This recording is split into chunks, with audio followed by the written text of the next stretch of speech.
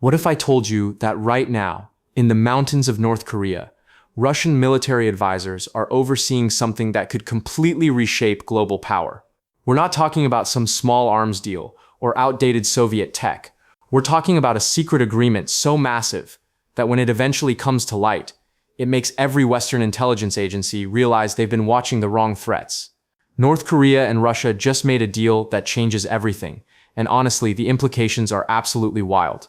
Here's what's happening.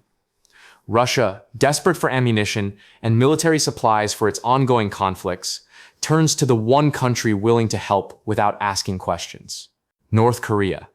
But Kim Jong-un isn't just handing over artillery shells out of the goodness of his heart. In exchange for millions of rounds of ammunition, missiles, and military hardware, Russia is giving North Korea something way more dangerous: advanced satellite technology, nuclear submarine expertise, and most critically, help with miniaturizing nuclear warheads and improving ICBM accuracy. Real talk, this isn't speculation anymore. Western intelligence confirms the trains rolling from North Korea into Russia, packed with weapons. What they didn't see coming was what Russia sent back. Within months of this deal, North Korea successfully launches 3 advanced reconnaissance satellites that actually work. Not the jury-rigged failures from before, but legitimate military satellites with Russian components and expertise behind them. Now Kim can see US carrier strike groups in real time, track troop movements in South Korea, and monitor Japanese military bases. But here's where it gets crazy. Those satellites aren't just watching. They're providing targeting data accurate enough to make North Korea's nuclear arsenal genuinely threatening to the US mainland for the first time in history. The Pentagon freaks out when they realize North Korea just leapfrogged a decade of technological development in under a year. Intelligence reports start flooding in about Russian engineers at North Korean weapons facilities, about advanced guidance systems being integrated into Hwasong missiles, about submarine technology transfers that could give Pyongyang a second strike capability.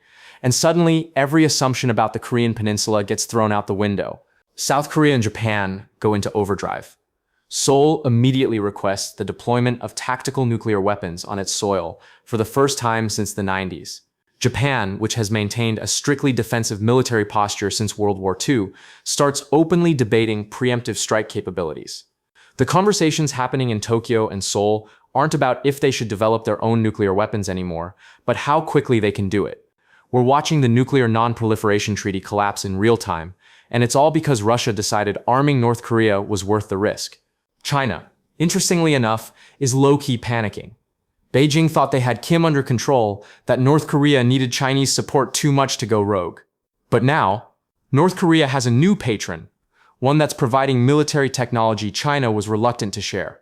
Xi Jinping realizes he's losing influence over his buffer state right when he needs it most.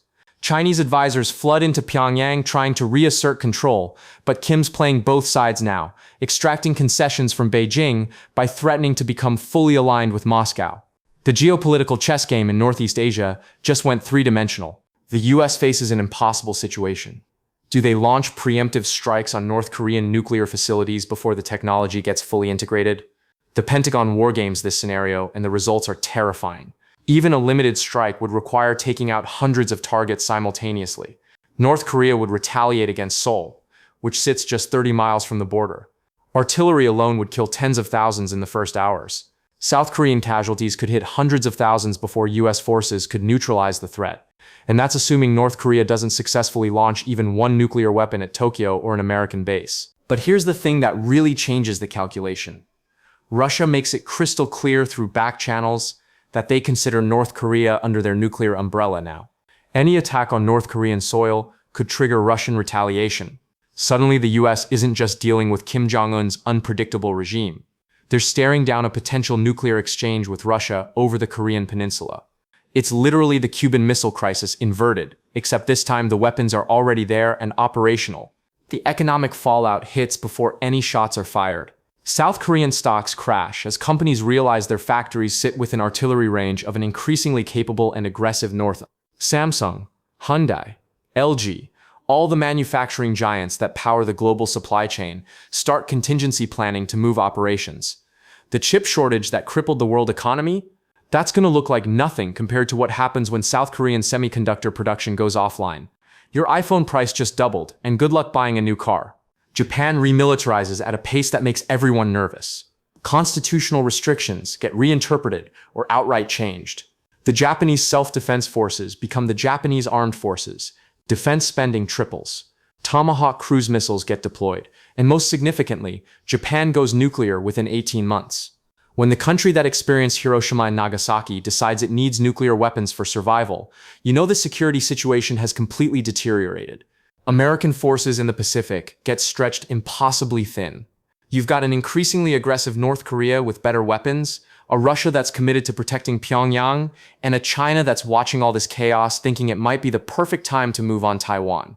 Every carrier strike group, every bomber wing, every marine expeditionary unit in the Pacific is operating at maximum readiness. The strain on military families is immense, deployments extend, training accidents increase, recruitment numbers drop because who wants to sign up when World War III feels inevitable? And here's what nobody expected. The deal between Russia and North Korea creates a blueprint. Suddenly, every pariah state with something Russia wants starts negotiating. Iran watches North Korea get advanced military technology and thinks, we've got drones and missiles Russia needs. Venezuela has oil. Syria has geographic position.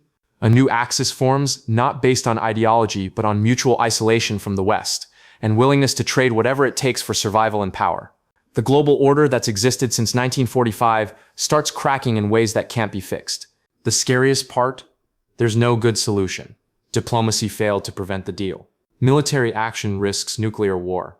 Sanctions on Russia and North Korea are already maxed out. China won't help because they're playing their own game. The US and its allies are stuck in a situation where North Korea is legitimately dangerous, backed by a nuclear power, and there's no clear path to de-escalation. Every option on the table leads somewhere worse. This is how World War III scenarios actually develop. Not through one dramatic moment, but through a series of deals and decisions that each seem logical to the actors involved, but collectively create an inescapable trap. Russia needs weapons and doesn't care about consequences. North Korea wants technology and security guarantees. Neither cares that they're lighting a fuse that could engulf the entire Pacific region. And the rest of us, we're just watching the fuse burn, hoping someone figures out how to put it out before it reaches the powder keg. The secret deal between North Korea and Russia didn't just change the balance of power on the Korean peninsula. It changed the fundamental assumptions about deterrence, alliance structures, and nuclear proliferation that kept an uneasy peace for decades. And honestly, we might already be past the point of no return.